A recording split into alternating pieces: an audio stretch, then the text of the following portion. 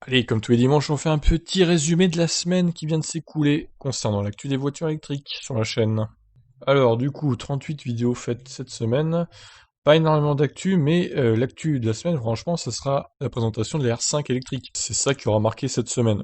Bon, on commence avec GM qui change aussi son logo.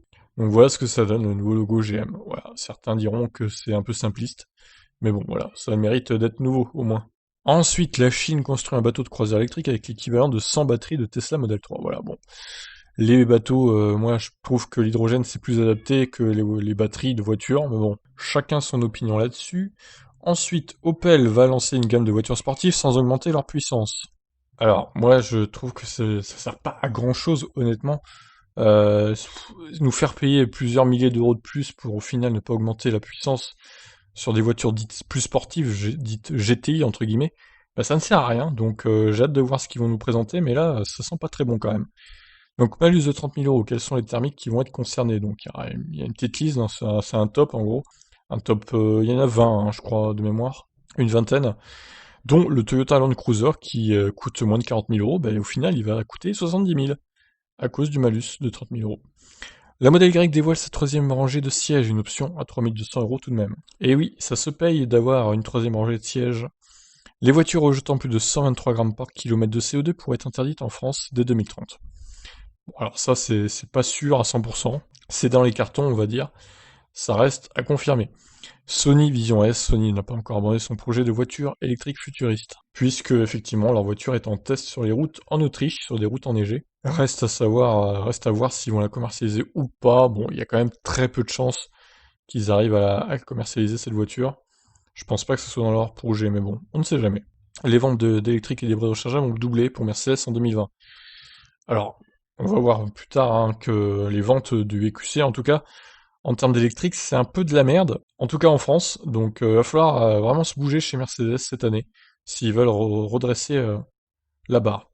Alors Tesla, 3 nouveaux service centers vont ouvrir en France en 2021, ce qui va en faire un total de 18, c'est pas énorme, mais bon, c'est toujours ça, et ça ne fera que d'augmenter dans les années à venir, on espère. Amazon passe commande de 2500 camions électriques à The Lion Electric. Donc The Lion Electric, c'est une société québécoise qui était inconnue jusqu'ici, donc ça leur fait un sacré contrat hein, pour se faire connaître et puis pour du coup construire des camions pour Amazon. Renault et Plug Power s'associent dans les utilitaires légers et hydrogène. Voilà, ça voilà, l'hydrogène, moi, voilà, vous savez ce que j'en pense. Donc j'en ai parlé, mais bof, voilà. La news m'intéresse pas plus que ça. Les Unix 5 se dévoile un peu plus avec 3 autres photos. Donc on a une photo de l'avant, de l'arrière et du côté. La révélation est attendue le mois prochain de cette voiture. Alors, vers un rapprochement entre Apple et Canoo, des discussions ont eu lieu l'an dernier déjà entre les deux sociétés. Donc à voir. Apple qui est vraiment a l'air motivé pour la voiture électrique, hein. Le Model Y obtient les 5 étoiles au crash test de la NHTSA. Donc voilà, les Tesla en général sont solides. Ça se confirme encore avec le Model Y. Ce sont des voitures très sécuritaires pour les passagers. Donc c'est plutôt une bonne nouvelle. Le futur Nissan Ariya électrique se dévoile un peu plus, donc automobile propre. On a parlé dans un long article, et du coup moi j'en ai fait une vidéo forcément. Et ils ont même fait une vidéo, donc je vous invite à aller voir leur chaîne hein, si ça vous intéresse. Alors Sono Motors dévoile un restylage de sa Sonotion au CES 2021, donc le CES 2021 qui a eu lieu de façon virtuelle hein, évidemment cette année à cause du Covid. Donc ce sont juste des changements, on va dire, esthétiques, un peu à l'intérieur aussi. Mais en ce qui concerne l'autonomie, la batterie reste la même, donc ça ne bouge pas, ça restera 255 km de WLTP, ce qui en 2022, du coup, n'est pas énorme. Surtout à plus de 20 000 euros la voiture. Je vous laisse donc aller voir ça, et reste à voir s'ils auront les fonds pour produire cette voiture de façon industrielle, on va dire. Alors, donc la Renaulution, là, je vous annonce ce qui allait être annoncé, on va le voir plus tard, donc la fameuse Porsche Taycan a été retrouvée au final, hein, qui avait été volée du garage ACC.fr qui propose la location de voitures électriques haut de gamme. Donc Porsche Taycan, Tesla Model S, Model 3 aussi j'imagine. Donc au final, bonne nouvelle, elle a été retrouvée grâce à l'aide d'internautes. Donc la Renaulution, les futurs projets de Renault dévoilés, avec la fameuse R5 électrique qu'on va détailler ici dans cette vidéo, justement. Alors, on n'a pas d'infos sur sa batterie, ni sur son autonomie, malheureusement, c'est un peu dommage. Par contre, on a une idée du prix, ça serait autour de 20 000 euros. Alors, par contre, on ne s'est pas dit si c'est bonus déduit ou hors bonus. Malheureusement, on ne sait pas encore. Mais je pense qu'au prix de 20 000 euros, ça serait plutôt bonus déduit. Reste à voir son autonomie après. Donc, la date de commercialisation serait 2023, pas avant, par contre. C'est un peu dommage. En tout cas, vous avez été très nombreux, et encore, vous êtes très nombreux actuellement à regarder des infos donc sur cette voiture, sur la vidéo. Donc, c'est cool. Je vous invite à vous abonner si vous êtes nouveau sur la chaîne, évidemment.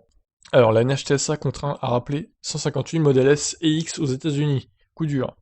Toujours à cause des soucis d'écran, hein, le MCU, qui fait encore des siennes, donc la NHTSA oblige Tesla à faire un rappel, en gros. Selon la DAC, la voiture électrique chinoise Suda SA01 est un véhicule très dangereux. Et oui, c'est pas cher, mais c'est pas très sécuritaire non plus. C'est vendu en Allemagne. Pour l'instant, elle n'est pas encore en France, mais ça pourrait peut-être arriver d'ici cette année. Une étude affirme que l'objectif de 100 000 bornes en France fin 2021 est intenable. Eh oui, bah, il n'y a pas besoin d'une étude, j'ai envie de dire, pour nous dire ça. On s'en doutait. Les chiffres de vente 2020 des Audi e-tron et Audi e-tron Sportback dévoilés, quasiment quand même 50 000 voitures vendues. Donc j'ai fait les annonces exceptionnellement ce jeudi, et ce sera encore le cas a priori jeudi prochain. Donc toujours pareil, des Kona, des Model 3, etc. Et le squad d'un superchargeur Tesla avec son gros Dodge Ram bien polluant, voilà. Donc le mec, le gros débile de base avec son gros pick-up américain, qui met le truc du superchargeur, la prise du superchargeur dans son pot d'échappement. Voilà, c'est très intelligent. Bravo, bravo. Un exemple à suivre, évidemment. Xpeng va lancer un troisième modèle électrique en Chine. Peut sûrement en Europe après, qui arrivera. Kia Motors devient Kia et dévoile ses plans jusqu'en 2027. Alors, ils ont prévu de lancer 7 voitures électriques à batterie d'ici 2027. Donc ça fait à peu près une par an, grosso modo. Il perd 7% de la capacité de la batterie de sa Model 3 en moins de 40 000 km. Alors ça peut faire beaucoup, sauf s'il n'a pas tenu compte de l'hiver. Bon, à voir. En tout cas, il y a quelqu'un qui m'a dit en commentaire que lui, il avait perdu 10% à peu près de sa batterie en 40 000 et quelques, je crois, de mémoire. Donc à voir, à suivre. La guerre des logos entre Citroën et NIO a déjà commencé en 2019. Et oui, Citroën avait porté plainte par rapport à l'implantation de NIO en Grande-Bretagne, mais ils avaient pas eu de gain de cause Citroën cette fois, donc à voir s'ils feront la même chose en France. Donc 7 fois moins de risque d'avoir un accident avec l'autopilote actif qu'une voiture lambda dans une Tesla.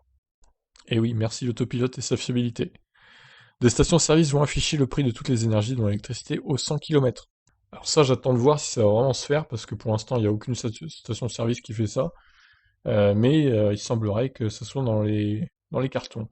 Donc il y aurait le 10, le diesel, le GPL, l'hydrogène, l'électricité d'afficher donc sur ces stations-service pour comparer. Et on voit bien que l'hydrogène d'ailleurs, 11,3 € au 100 km, c'est juste hors de prix.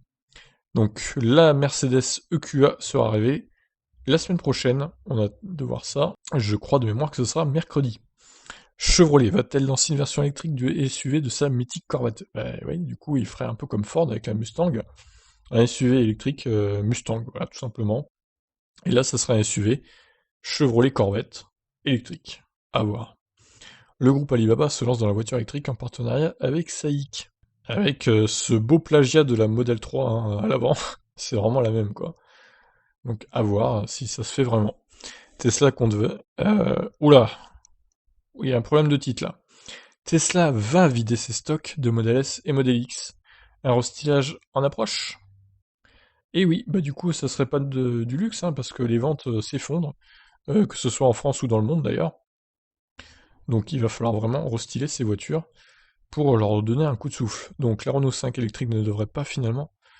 oula, oh là là, encore un problème de titre, mon dieu, qu'est-ce qu'il fait? Donc la R5 électrique ne devrait pas finalement remplacer la Zoé.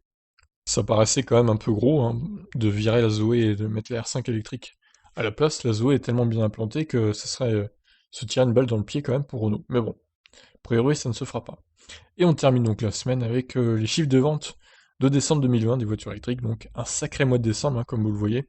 20 764 ventes pour 11,13% de part de marché. C'est un record tout simplement. Voilà pour cette semaine. Je vous invite à vous abonner à mes deux autres chaînes si ce n'est pas encore fait. sur la Formule 1 et sur tous les autres sujets. Et moi je vous retrouve la semaine prochaine pour d'autres vidéos. Allez, ciao ciao.